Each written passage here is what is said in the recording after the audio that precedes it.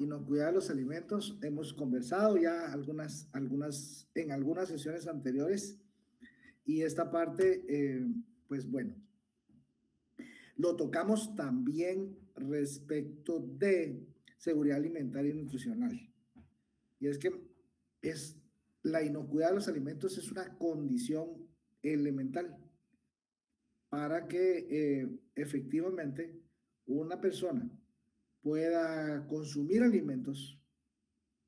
Es su derecho que estos sean inocuos, que no tengan ningún tipo de agente físico, químico, biológico, ningún residuo de absolutamente nada que ponga en peligro su salud.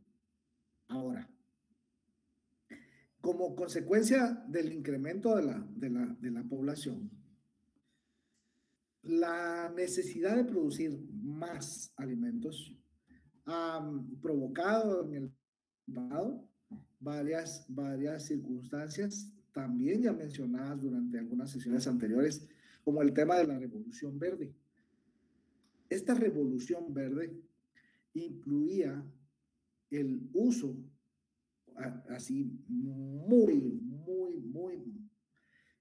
intensivo de fertilizantes, de abonos, de agroquímicos en general para la producción agropecuaria, de manera de garantizar un incremento respecto de la cantidad en términos macroeconómicos. El volumen de los alimentos disponibles supera la demanda de estos. Se producen más alimentos de los que la totalidad de personas podrían consumir. Eso lo hemos comentado muchas veces. Mencionamos también que los problemas entonces ya no son problemas de producción de alimentos, porque con la revolución verde, con el tema del crecimiento horizontal en el avance de la frontera agrícola, con el tema del crecimiento vertical, con la inclusión de tecnología, cada vez se produce más, aunque los temas de acceso son también importantes en virtud de que el alimento o lo produce o lo compra. Bueno, pero en la medida que la población aumenta y también con ello la liberación en el comercio de alimentos, la preocupación por tener acceso a alimentos que llenen estos requisitos son cada vez mayores en virtud de que cada vez son más, a pesar de todos esos avances con los temas de buenas prácticas manufactureras, buenas prácticas agrícolas, el tema que se observa es que aún persiste en un alto porcentaje enfermedades transmitidas por alimentos. Sea esto en cuanto a la manipulación y la disposición de los alimentos, o bien que estos hayan sido ya contaminados, digámosle, de origen. Esa parte de las enfermedades transmitidas por alimentos, entonces, es una preocupación diaria. Y tiene muchísima relación con el hecho de que hay al menos tres situaciones en las cuales la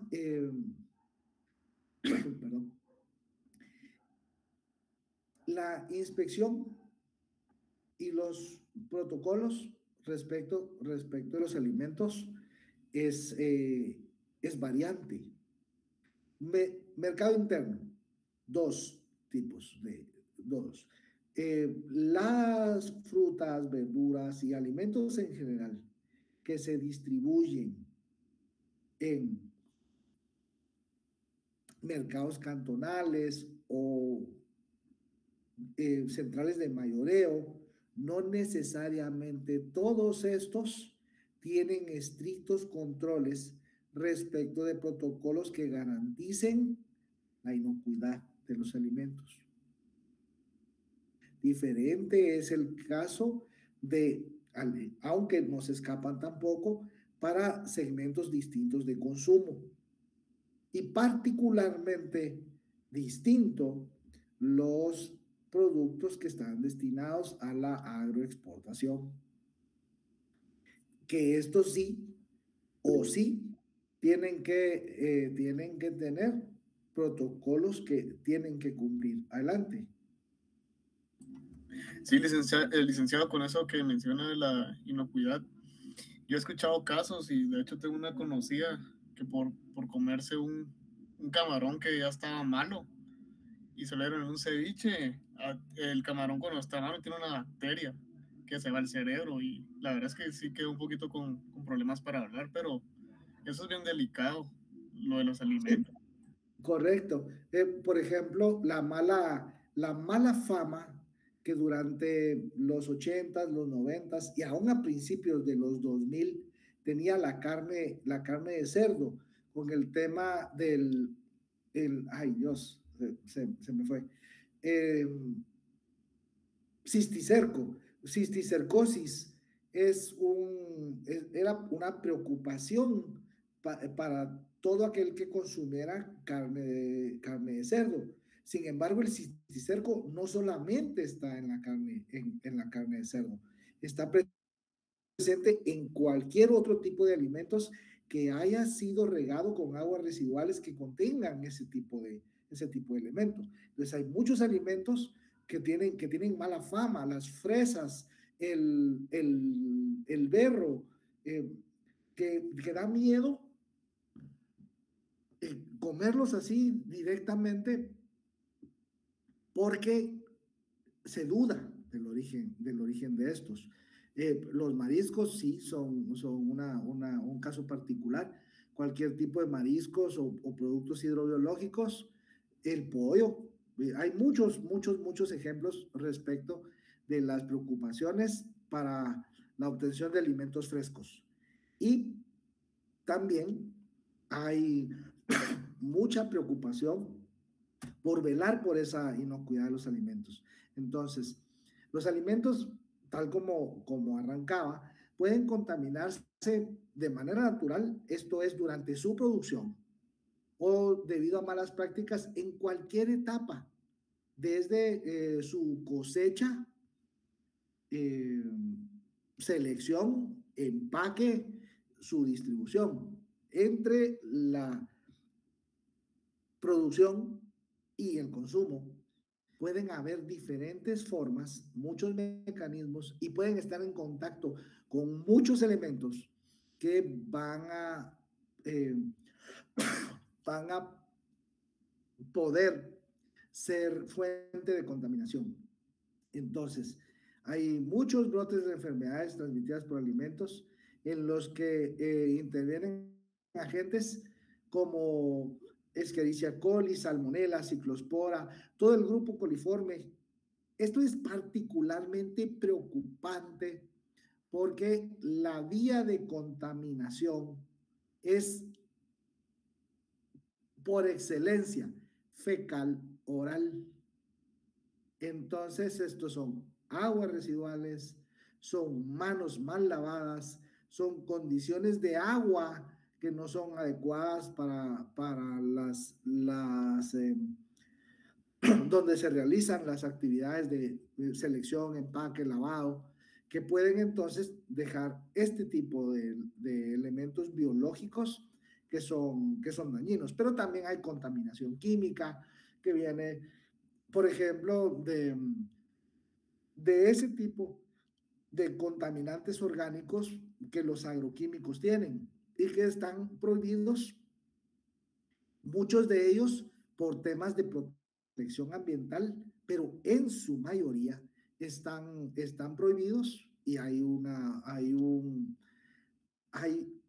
controles muy estrictos respecto de que no debe haber nada de residual de uno solo de esos elementos, preocupados en función de la salud de las personas. Eso incluye tanto la parte eh, zoosanitaria como fitosanitaria, animales y plantas. Entonces, También las prácticas agrícolas y ganaderas inadecuadas, ese uso de agroquímicos, el tema del agua. El agua es sin duda vital para este tema.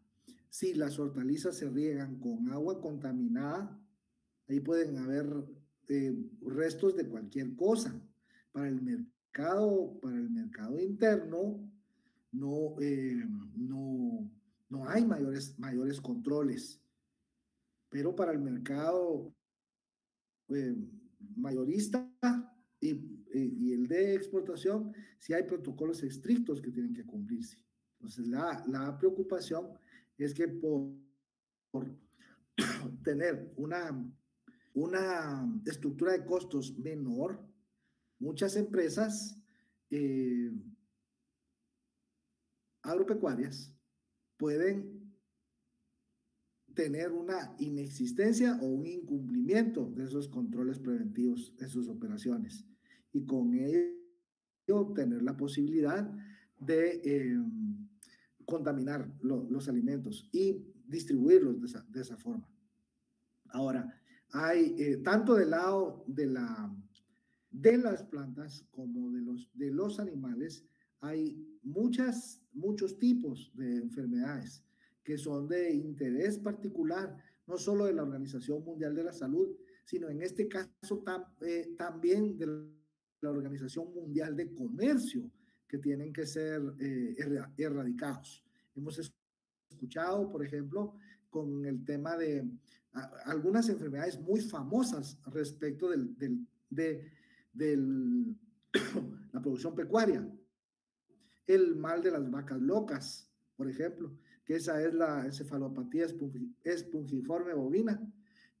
La gripe aviar, recién escuchábamos hace un par de meses brotes de gripe aviar que implicaron el sacrificio de enormes cantidades de aves para que no se proliferara, para que no se hiciera eso pandémico. Entonces, para prevenir eso, deben ser sacrificados esos animales, lo cual tiene incidencia directa respecto del precio de los productos. Ese brote de gripe aviar es el que dio como resultado que el cartón de huevos subiera a cerca de 5 quetzales en menos de 2 meses. Y eso va así y para largo, que la carne de pollo, por ejemplo, la libra de pechuga haya pasado de 29 quetzales hace un mes a 35, 36 quetzales de la misma marca para este mes. Entonces, ese tipo de cosas, dependiendo de qué producto esté afectando, la inocuidad de los alimentos en función de las enfermedades que se ven, tiene implicaciones directas sobre economía y, por supuesto, sobre salud. Bueno, ¿cuáles son las preocupaciones mayores respecto de los riesgos alimentarios? En función de la Organización Mundial de Comercio y de la Organización Mundial de la Salud, esta parte normalmente la hacen en forma coordinada, mucho de esto. Los principales son los riesgos microbiológicos, residuos de plaguicidas, utilización inadecuada de aditivos alimentarios, contaminantes, vidrios, metales, piedras, melamina, aceites que tienen toxinas y adulteración de los alimentos. Veamos cómo es que esto pasa. Riesgos microbiológicos, bacterias, virus, priones, algunos protozoos y huevecillos del mintos. El tema de los priones, que es el único con el que no deberían de estar familiarizados acá, son enfermedades que son cierto tipo de enfermedad que se combina con las proteínas, como el mal de las vacas locas. Ese es un ejemplo de estos priones. Ahora, bacterias, virus, protozoos y huevos del minto, ahí creo que no debería haber ninguna duda. O este es bastante más sencillo. Los microorganismos presentes en alimentos, bacterias, parásitos, virus, hongos, mohos, tienen riesgos potenciales para la inocuidad de los alimentos. De igual manera, hay muchos de estos que se transmiten por condiciones en las cuales los alimentos son almacenados. De ahí la importancia de que hayan silos para los cereales, cadenas de frío para los perecederos, sean estos productos cárnicos o bien sean vegetales. Es importante su almacenamiento porque post cosecha también hay muchas pérdidas, pero muchas veces el tema es que aún ya estando así somatizando, igual lo venden y con los resultados que vimos, como lo que comentaba el compañero, creo que era Alejandro el que hacía el comentario respecto de un camarón o un cóctel, pueden ser conchas, puede ser pescado, puede ser cualquier cosa, esos son muy delicados en función de cualquier tipo de bacteria que este lleve. Ahora, hay, y al igual que sucede con los humanos, que uno no tiene que automedicarse, con animales y plantas sucede lo mismo, porque si se utiliza cualquier tipo de antimicrobiano, lo que sucede es de que tanto animales como plantas van a adquirir resistencia a ese tipo de bacteria, de virus o de lo que sea, lo que va a ser muchísimo más complicado controlarlo. Además de que van a existir las que ya hemos visto, mutaciones respecto de las cepas, lo que hace cada vez más difícil su erradicación. Con animales y plantas pasa lo mismo. Lo mismo que vimos que la delta, que la beta, que la gamma, que la alfa, todas estas, todo el abecedario griego puede tener variedades respecto de uno. O solo le van agregando un nombre, H1N15 y ya. Es la de no acabar jamás, porque van cambiando, entonces ya no es la misma. Cada vez tienen que usarse, por ejemplo, si vamos a hablar de antibióticos de más fuertes o de más amplio espectro para que alguno pues, por algún lado le pegue y eso implica complicaciones, pero costos adicionales. Recuérdense que siempre hay que verlo de las dos formas. Residuos de plaguicidas, por ejemplo, lo que hablábamos, la creciente demanda de alimentos hizo que los mecanismos, o perdón, el tipo de elementos que se utilizaba para propiciar una mayor producción, dotar a los suelos de elementos que no tienen, retirarle elementos que están de más. Muchos de estos pueden tener residuales que causan daños, no solo a los animales que lo consumen, sino al otro del reino animal que se va a comer todo, porque al final el depredador mayor es el ser humano. Entonces, con eso de que comemos prácticamente de todo, mucho de lo que va puede tener algunos elementos provenientes de todas esas prácticas, tanto en la producción como en los procesos para distribución y todo lo anterior, el lavado, la selección, el empacado, toda esa parte. Entonces, a nivel internacional, algo que se llama el Códex Alimentario tiene comités. Todo esto es en el entorno de esa coordinación entre Organización Mundial de la Salud y Organización Mundial de Comercio. Estas son prácticas obligatorias para la totalidad de los países, al menos todos aquellos que exportar algo.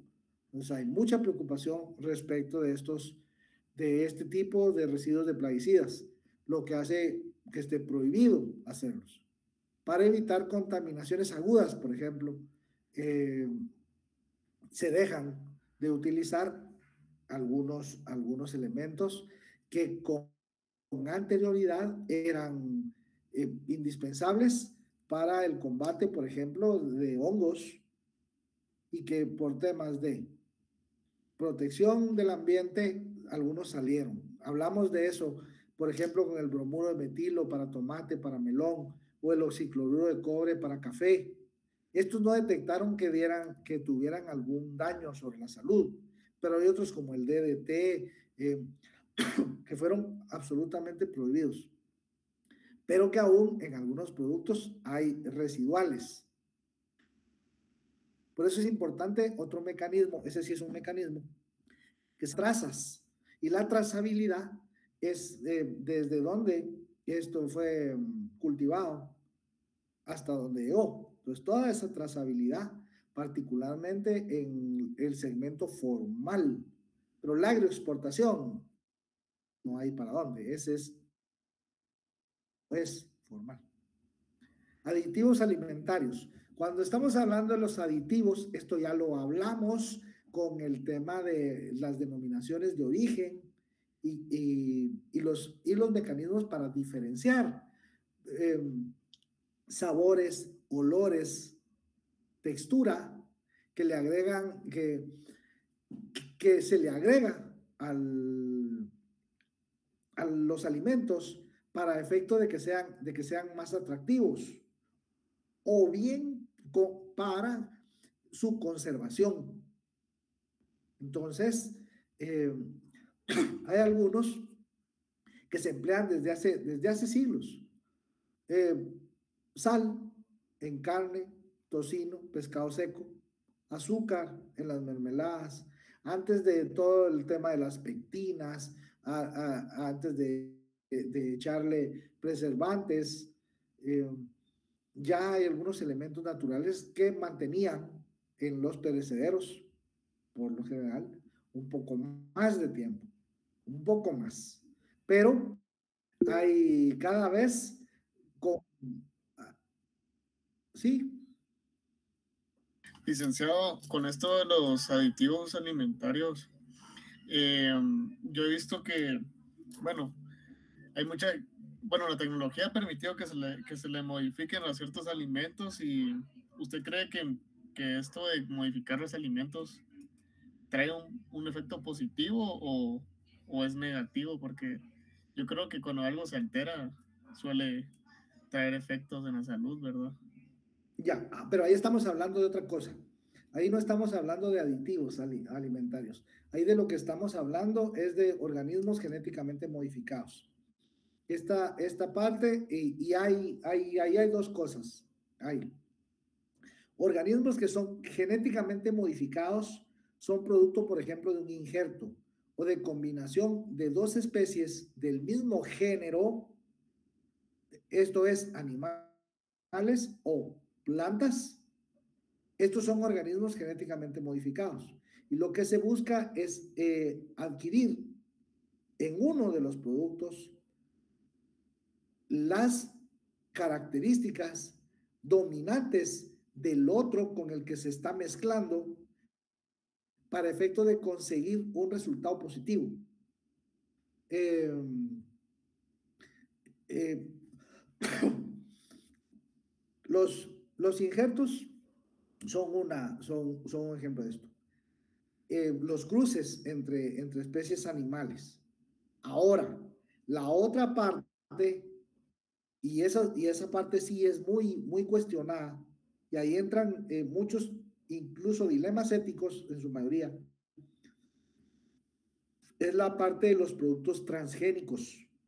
Estos también son organismos genéticamente modificados, pero acá el tema es de que hay genes de especie o género animal en plantas o viceversa, para el efecto de alterar la cadena genética y hacer exactamente lo mismo que se busca con el tema de los cruces entre el mismo género, animal o vegetal. Obtener la parte dominante, un gen dominante, que lo haga más resistente a condiciones complicadas de agua, de humedad, de luz, que sea algo que expida algún tipo de sustancia a través de alguna hormona o algo que aleje a sus depredadores, o por el contrario, que atraiga polinizadores, situaciones como esas, que la naturaleza no haría nunca, ¿ya? Esas mezclas raras de una papa con un tomate, difícil, o ponerle a determinado producto agrícola un gen de pescado, o de camello, para que no dé tanta sed. Cosas como esa, que no son situaciones descabelladas, sino que efectivamente así suceden. Pero eso es otra onda. Gracias, Lick.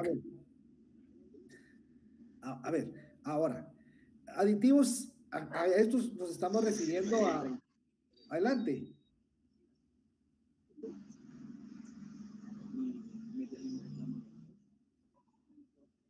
Alguien se le abrió el micrófono. Bueno, a preservantes, algunos para aumentar la duración, aromatizantes, saborizantes, sustancias que no solo van a intentar conservar la calidad, sino tratar de incluirle algunas cosas que originalmente no tiene. Por ejemplo, azúcar fortificada con vitamina A, algún tipo de, algún otro alimento fortificado con vitamina C, o el tema de la sal que contenga yodo. Por ejemplo, ese tipo de aditivos son los que se utilizan, pero hay mucho control respecto de que estos no vayan a causar problemas en la salud por querer darle un olor diferente, un sabor distinto. Pueden hacer algunas mezclas que podrían poner en peligro la salud de las personas, y eso va en contra de la inocuidad de los alimentos.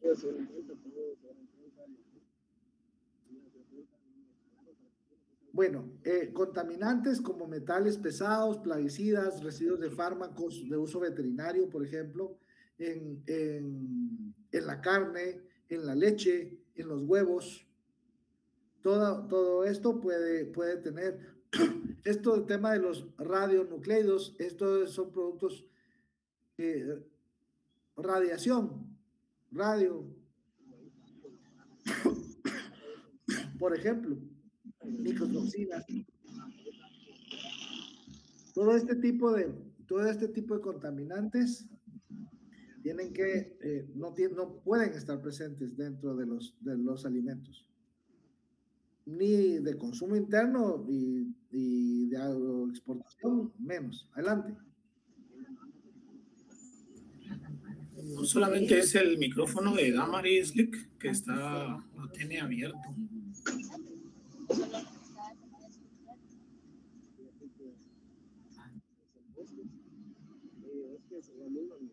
Sí, la podemos quitar, ¿no?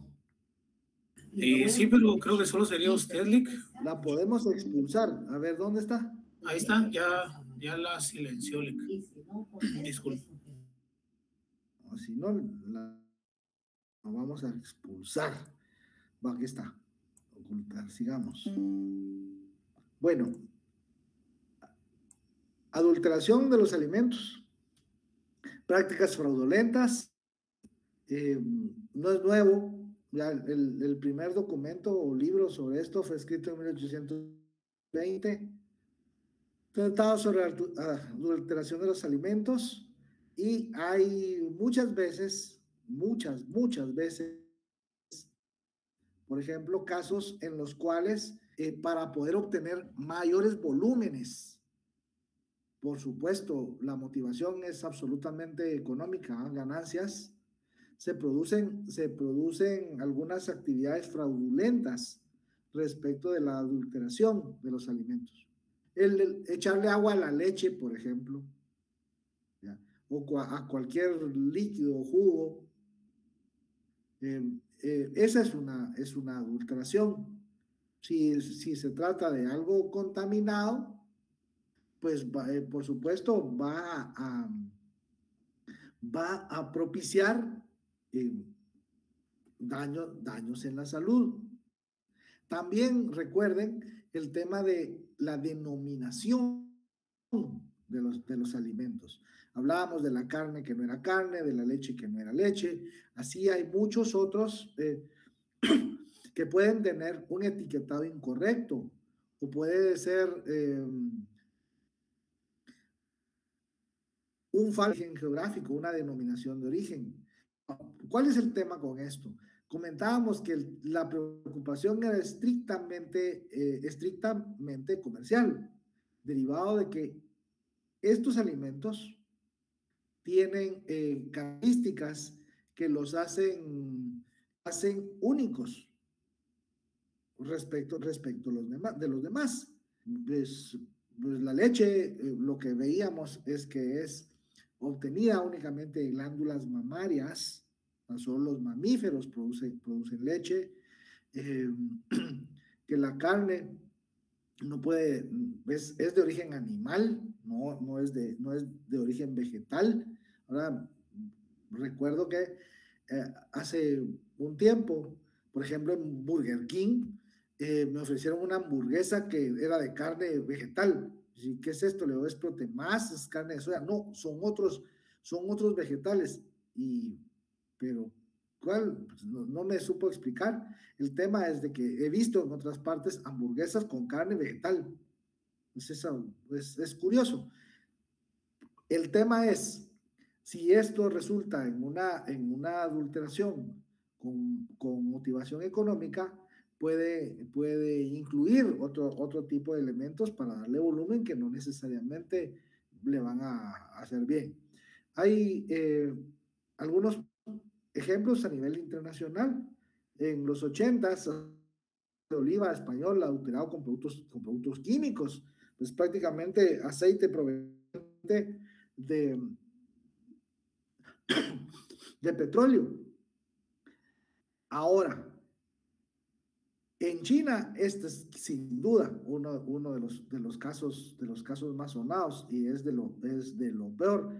Esto en la leche, particularmente en la leche en polvo, pero esta era fórmula para bebés, melamina. Es como fibra de vidrio para darle más volumen a esto. Y recientemente, siempre en los 2000, una nueva adición de esto. Incluso alguna marca importante en particular que estaba involucrado en este tema. Otras, chocolate, cacao. Hay muchos respecto a esto. Ahora, ¿por qué es importante y por qué el tema siempre se ha trabajado de forma combinada entre las autoridades de salud y las autoridades de comercio?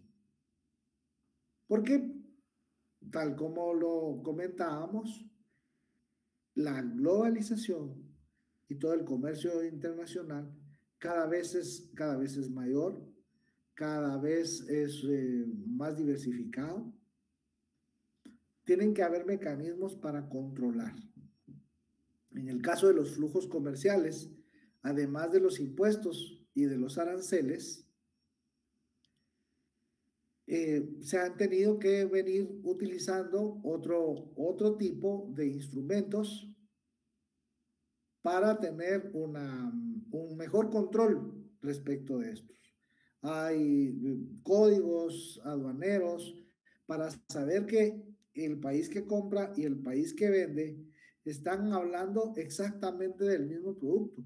Hay partidas arancelarias específicas para cada producto que se vende y se compra, de manera que ese registro le pertenece únicamente a ese tipo de productos, para que no estemos hablando de de que Guatemala con una partida registra las ventas de moluscos y México las registra con otro. No, son todos esos códigos arancelarios son unificados. Y a nivel internacional, la Organización Mundial de Comercio se ha encargado de que toda esa, para efectos de control, para efectos de medición en cuanto a los volúmenes, pero principalmente para tener control sobre la trazabilidad de los productos, los códigos son estandarizados. Son para cada producto un código o una partida arancelaria específica. Y hay sendos códigos aduaneros en los cuales está todo muy bien detallado. Y cada vez es mayor el detalle y cada vez se ve más la coordinación entre todas las agencias de gobierno y todos los agentes económicos que están relacionados con el comercio internacional. Adicionalmente a los temas arancelarios y de impuestos, hay otro tipo de barreras al comercio y estas son las que tienen relación con las medidas sanitarias, sean zoosanitarias o fitosanitarias. Las fitosanitarias animales. Entonces, los ministerios de Agricultura tienen muchísima importancia respecto de esto. Salud, economía, finanzas públicas, la administración tributaria y el Ministerio de Agricultura tienen mucho que ver con el tema de comercio internacional. Entonces, a nivel de tener control sobre estos productos, tanto en lo relacionado con impuestos y aranceles, como en los temas de las barreras no arancelarias en cuanto a las medidas sanitarias y fitosanitarias que que buscan es garantizar la inocuidad de los alimentos. Y si eso no sucede, poder determinar de dónde es que proviene esa contaminación. Por eso es que han dado con esos casos del aceite de oliva, de la leche, por ejemplo, con el tema de la industria, aunque ese no es alimento, pero de todas maneras se ingiere, del tema de licores. Se han escuchado muchos casos que en Argentina, que en Perú hay una fiesta y se mueren porque ingirieron vino o un licor adulterado. Eso automáticamente pues, les haber hecho pedazos el hígado y es muy delicado todo este tema. Y ya no digamos pasar a los temas donde medicina o esto que ha sido adulterada, que hay falsificación de marcas también para la medicina, para las bebidas, para los alimentos. Ese tema es bien complicado. Para poder estandarizar todos esos protocolos, para crear los protocolos nuevos, para poder tener reglas claras que permitan para efectos comerciales, ¿sí?, tener control sobre la inocuidad de los alimentos, se han creado códigos. El principal, y que es inventado a nivel internacional, y es estándar, y todo el mundo que quiere comprar o vender algo en el exterior relacionado con alimentos lo tiene que cumplir, es el Código Alimentario. Entonces, este código de alimentos lo que ha hecho es ponerle reglas al intercambio y todas las transacciones relacionadas con alimentos. Entonces, dándole esa estandarización, se ha logrado el objetivo primordial, que es proteger la salud del consumidor y la aplicación de prácticas equitativas en el comercio de alimentos, que no haya dumping. Aquí es exactamente el mismo tema que lo que hablábamos de eficiencia energética, de reducción de huella hídrica, de reducción de huella de carbono, donde expliqué que el objetivo primordial es el tema de costos. Aquí es exactamente lo mismo, excepto que la coordinación es mayor y se ha logrado tener un mejor co-beneficio en el tema de salud. Pero el punto de vista de salud es de la OMS. El punto de vista de que hayan prácticas equitativas de comercio es de la OMC. Y es que hasta en esto cuidan el detalle. Porque alguien no va a estar vendiendo denominación de origen, no va a estar vendiendo queso manchego hecho en Tacisco o queso de Tacisco hecho en La Mancha. No tiene cosa. ¿Quién gana más? Por eso es que le ponen el tipo tal cosa o la sangría, el champán. No, puede ser, hay temas, pero hay temas de salud. Lo vimos cuando veíamos esto. Son en nombre de la salud donde los intereses comerciales toman respaldo para esto. Entonces, es indispensable establecer definiciones y requisitos que son aplicables a todo, así, armonizado. Los códigos son de cumplimiento obligatorio y son estandarizados y armonizados. ¿Para qué?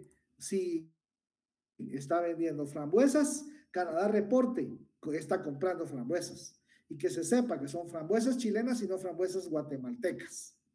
Y esa trazabilidad es importantísimo.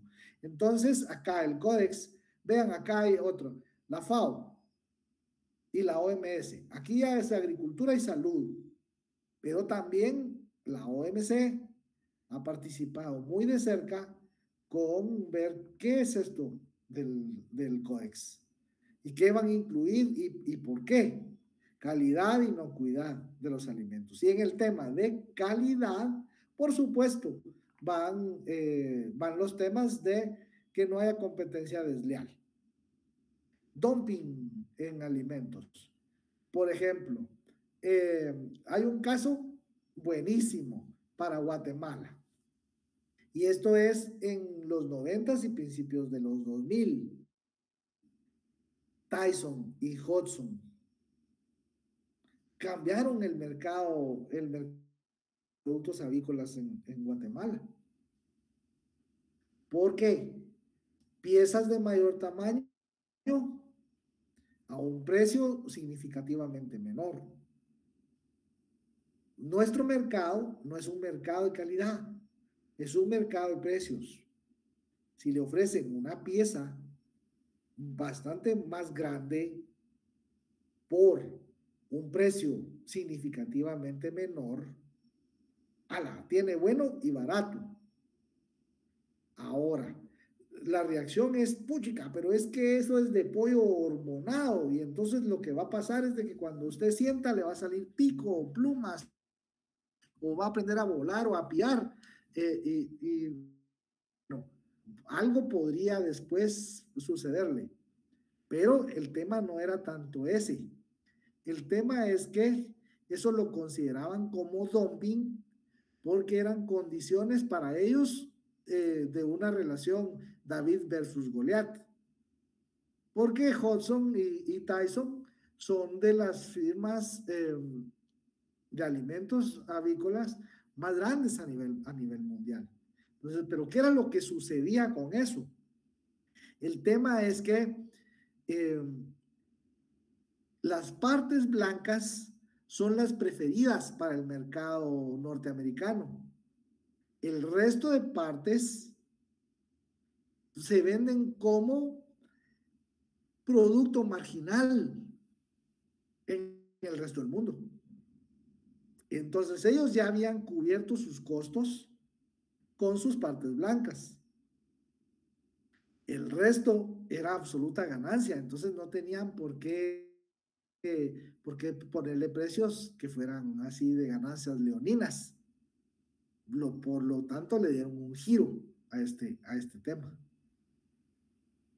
Esa parte es interesante. Entonces, otra. Esto ya lo hablamos, si un alimento no es nutritivo, si no es inocuo. Esto lo vimos con seguridad alimentaria y nutricional.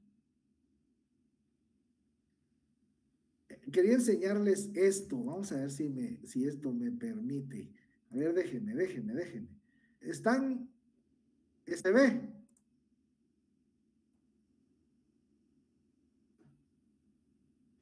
¿Está en pantalla? Está en pantalla su presentación, Lick. Mi presentación. Un segundo entonces. Un segundo. Un segundo. Quiero mostrarles esto. A ver. Ay, pero ¿por qué? Aquí.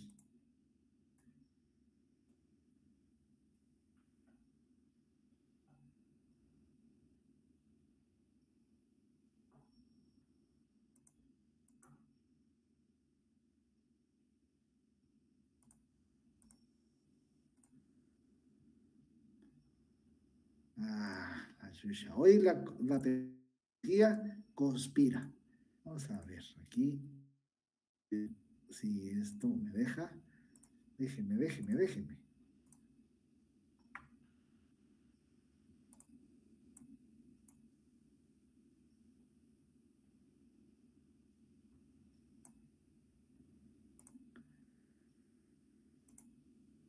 No quiere. Ahí. Todavía no, Lick. Ahí está, Lick. Ahí está. Presentando. Sí.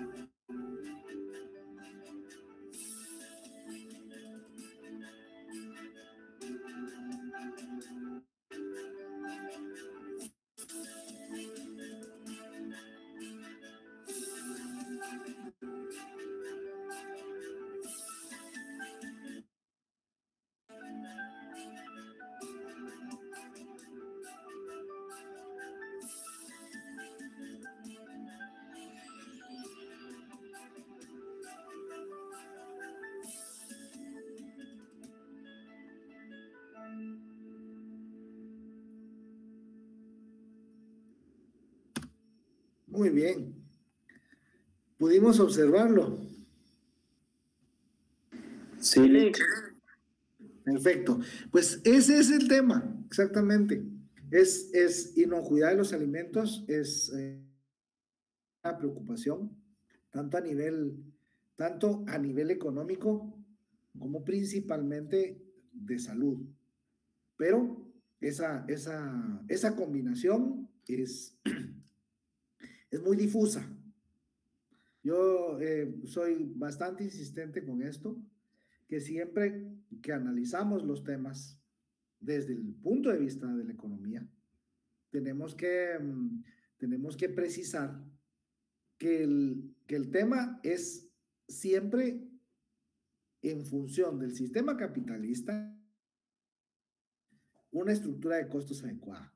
Entonces, muchas veces los agentes económicos, por ahorrarse algunos centavos, matan un producto. Eso es lo que vamos a analizar en nuestra próxima sesión, y vamos a ver cómo a nivel internacional, para aterrizar en un caso nacional, este tema de inocuidad de los alimentos ha jugado siempre un papel importante respecto del buen desempeño a nivel reputacional de los productos, de los alimentos. Muchas veces el tema sucede como lo que se comentaba. Uno se come un camarón, le hizo daño, no vuelve a comer el producto o no vuelve a llegar a esa cevichería, a ese restaurante. Lo mismo sucede con cualquier otra cosa que usted consuma. Si tiene la certeza de que eso fue lo que le hizo daño, no vuelve a comer el alimento, no vuelve a beber de eso, o simplemente no regresa con ese proveedor. En el comercio internacional es exactamente lo mismo. Y siempre el espacio que un restaurante, que un agente económico cualquiera, que un país deja, es aprovechado. Como el tema acá es economía, tenemos que enfocarlo desde el punto de vista de las contingencias comerciales que la no garantía de inocuidad de los alimentos dan. Entonces, por ahí se centra nuestra próxima sesión, que es con la que terminamos este tema. Eso va a ser el próximo jueves. Y pues bueno, si no hay dudas mayores ahorita, por hoy yo lo dejaría hasta ahí. Gracias, Lick. Gracias, Lick. Feliz noche, Lick. Feliz noche, licenciado.